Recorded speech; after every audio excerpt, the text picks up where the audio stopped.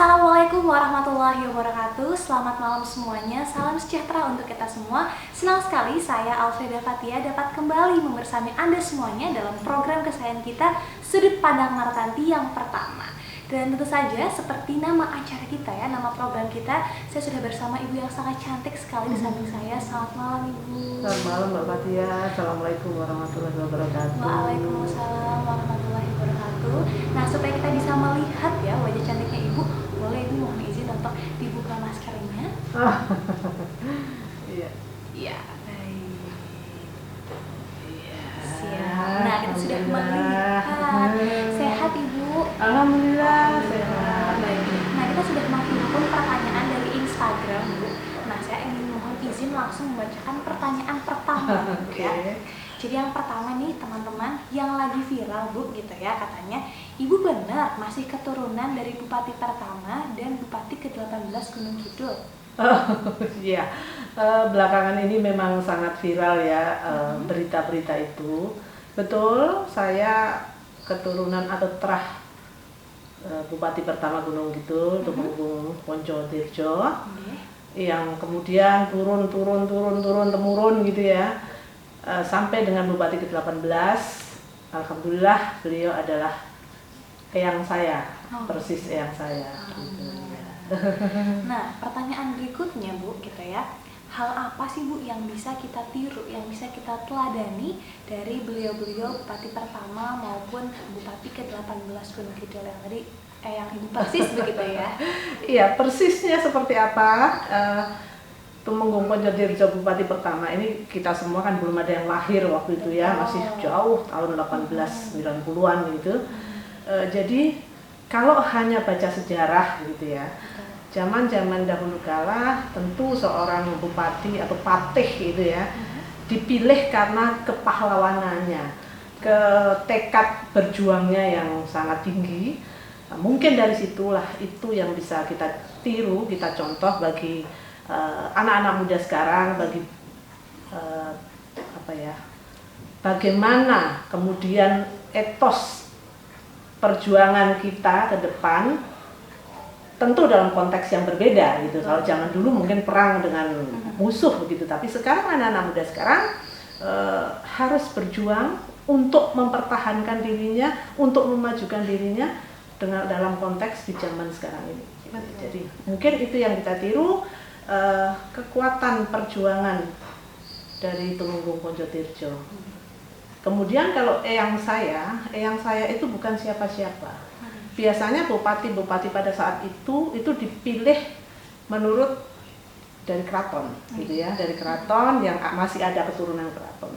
Tapi eyang saya itu hanya seorang guru biasa. Dia dari masyarakat biasa yang bukan keturunan Menak dalam artian ya, ningrat begitu. Sehingga barangkali semacam kepemimpinan, keteladanan beliau sebagai guru itu yang menyebabkan beliau dipilih untuk menjadi bupati yang ke-18. Pada saat itu kan belum ada pemilihan seperti sekarang gitu. Jadi sifatnya penunjukan atau maklumat mungkin ya, itu situasi yang belum kondusif pemerintahan. Jadi tadi ya bahwa siapapun itu harus punya semangat memperjuangkan gitu ya, dirinya sendiri untuk membawa manfaat sekitarnya, dan siapapun itu bisa menjadi apapun yang dia mau begitu ya. Setuju sekali Mbak Fatia. Nah, berbicara tentang tadi sempat kita ngobrol gitu ya Bu di belakang bahwa masa kecil Ibu kan besar di sini gitu ya. Nah, apa sih Bu yang paling berbeda gitu ketika masih kecil sampai saat ini atau Ibu besar di Gunung Kidul dari yang Ibu lihat? Jauh sekali ya Mbak Fatia ya. Zaman saya dulu kecil sekolah jelas belum ada listrik, belum masuk listrik di desa, belum ada. Gitu. Kemudian jalanan juga masih dengan batu-batuan makadam yang gerunjalan itu ya. Iya, kita sekolah jalan kaki. Kadang sepatu ini karena hanya satu-satunya sampai jebol-jebol di itu apa? Ujung-ujungnya itu jebol. Kita tenteng kadang-kadang kalau hujan karena besoknya harus dipakai lagi dan lain sebagainya. Ya itulah susah payah kita jalan kaki jauh untuk menuju ke sekolahan gitu ke di SMP saya waktu itu ya. Kalau SD saya relatif dekat gitu ya, tapi kalau SMP agak jauh. Saya dari Pati ke Ponjong lumayan jauh untuk jalan kaki pada saat itu. Tapi karena kebersamaan dan kita berangkat itu rame-rame ampir-ampiran gitu yang dari gunung turun lewat itu saling mengampiri gitu, jadi tidak terasa seperti itu. Dan pembangunan di Gunung Kidul saat ini udah begitu luar biasa Mbak ya.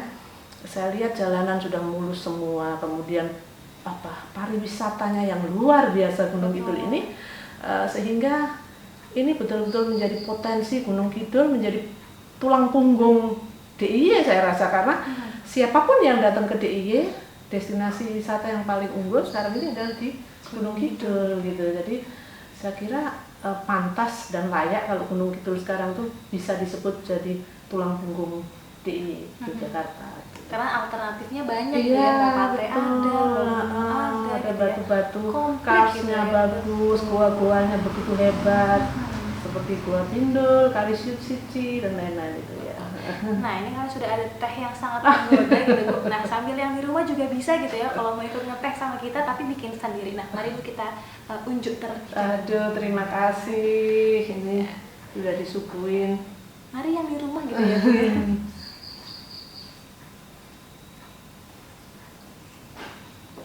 Wow, enak sekali tehnya.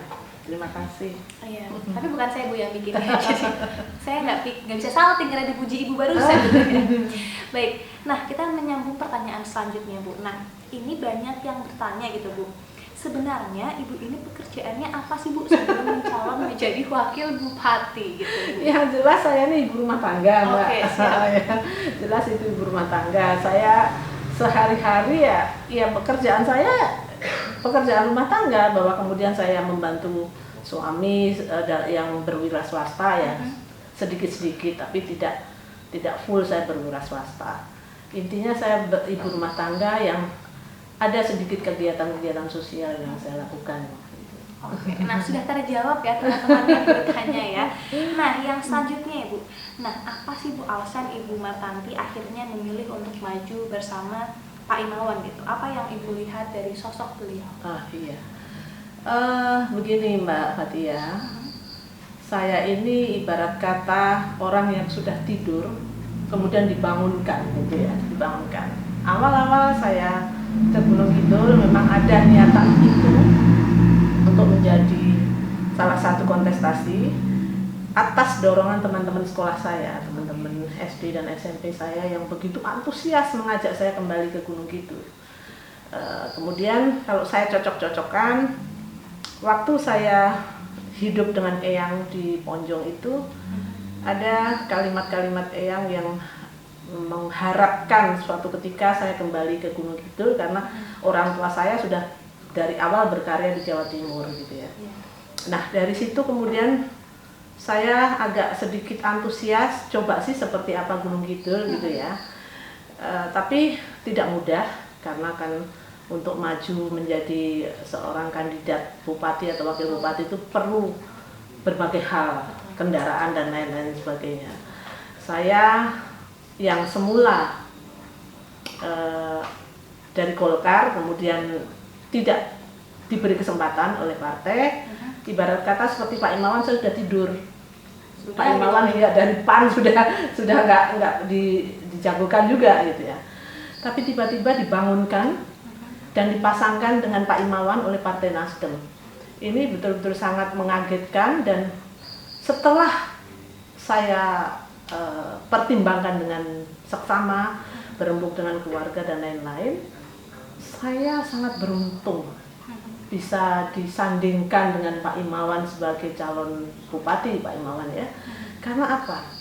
Karena Pak Imawan ini tokoh masyarakat Gunung Kidul yang sudah tidak asing lagi. Apalagi beliau kan sudah 10 tahun berkecimpung di pemerintahan mendampingi Bu Badingah gitu. Sehingga menurut saya beliau sudah sangat paham, sudah sangat berpengalaman apa yang harus dilakukan pada saat memerintah.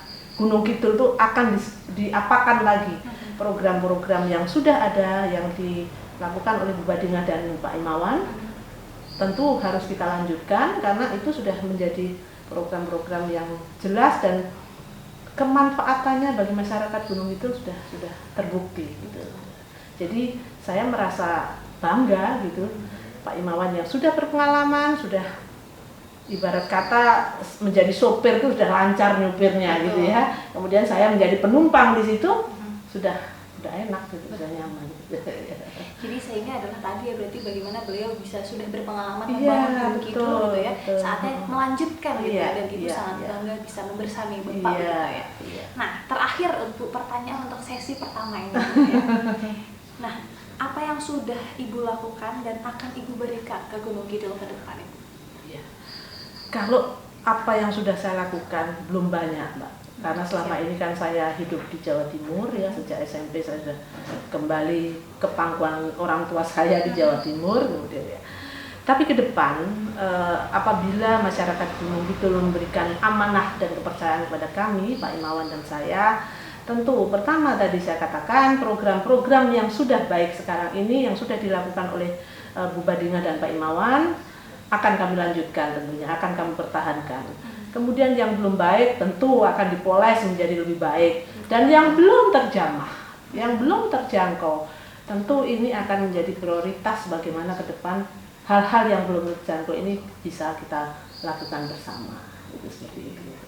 Nah, nanti kita akan lanjutkan pembicaraan kita Bu ya. Tadi sudah disampaikan sedikit gitu ya bocorannya. Nanti kita akan ketemu di episode selanjutnya begitu. Terima kasih Ibu untuk sesi pertama kita pada hari ini gitu ya. Semoga tetap sehat selalu sehingga kita bisa ketemu lagi di episode selanjutnya. Amin. Terima Dan kasih. untuk itu saya selaku pembawa acara mohon pamit undur diri dulu dalam program kita yang pertama gitu ya, pada program Sudut Pandang Martanti. Kita bertemu di kesempatan baik lainnya. Tetap jaga kesehatan semuanya. Assalamualaikum warahmatullahi wabarakatuh. Waalaikumsalam.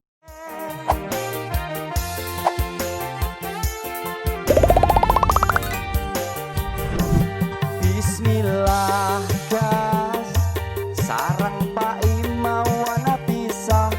Bismillah gas, Martanti pendampingnya. Bismillah gas, Imawan Martanti